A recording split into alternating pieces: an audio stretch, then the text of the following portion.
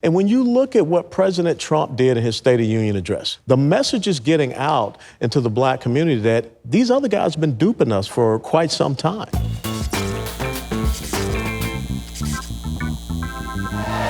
Colonel, great having you here. Thank you. Look at these folks. They love Allen West. Thank you. Thanks. Thank you.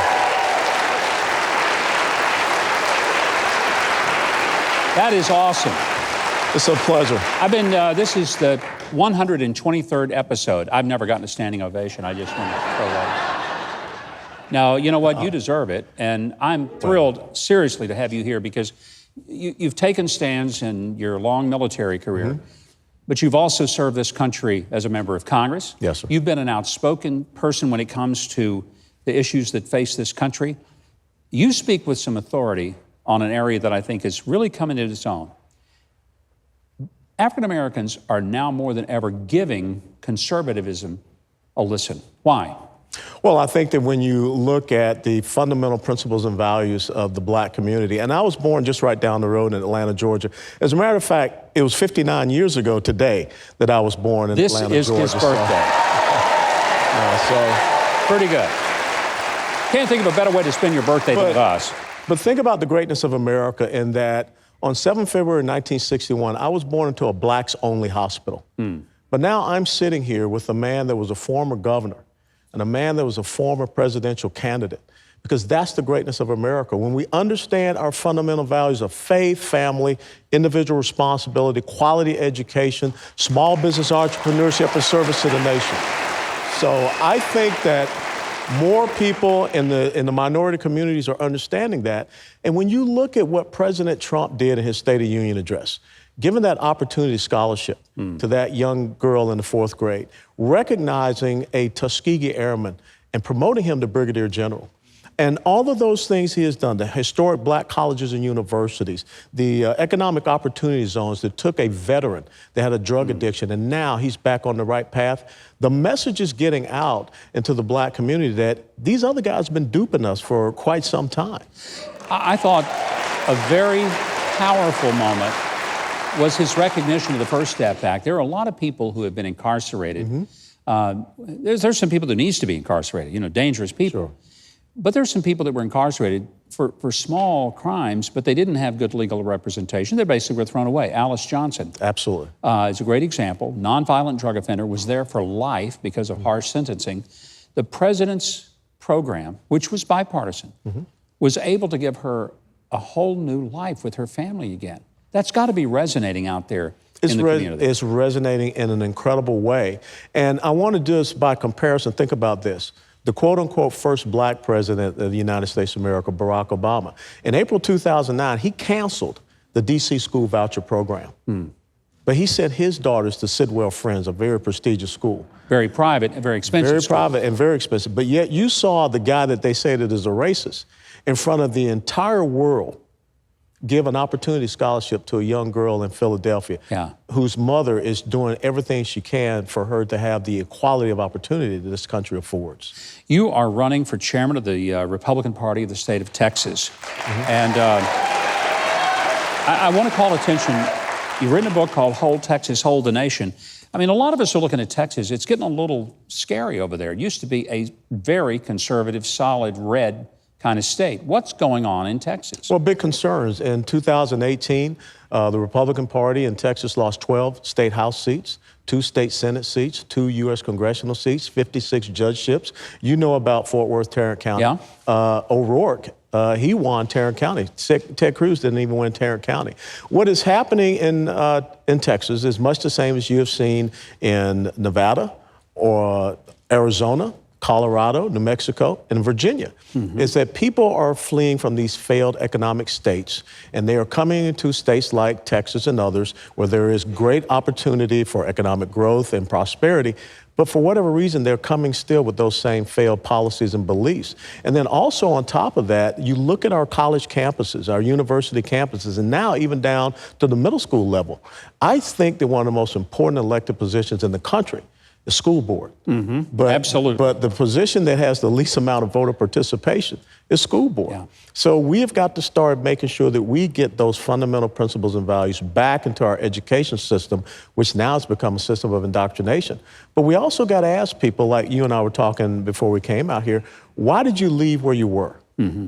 Because I remember when God told Lot's family one little thing, when he was destroying Sodom and Gomorrah, don't look back. So why are these people looking back?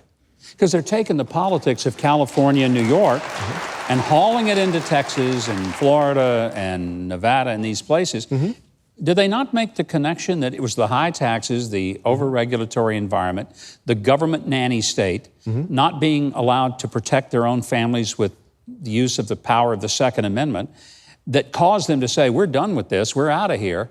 And then they go and take those very political ideas and put them in a state? It makes no sense. You know, Texas has the 10th largest GDP economy in the world, larger than Canada, larger than Russia.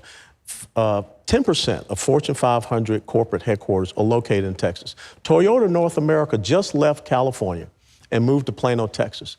But yet those employees that came with Toyota North America's headquarters are going in and still thinking like they're in California, because the corporate business leaders are not talking to the employees and saying, this is why we're leaving California, or this is why we're leaving Illinois and New York. And you see the exact same thing happening in Florida, people coming down I-95, even here in Tennessee or North Carolina. So I think it's very important for us to say, hey, look, we got a good thing going in these states, and we don't want to become the next Virginia. I would hope people would start realizing that.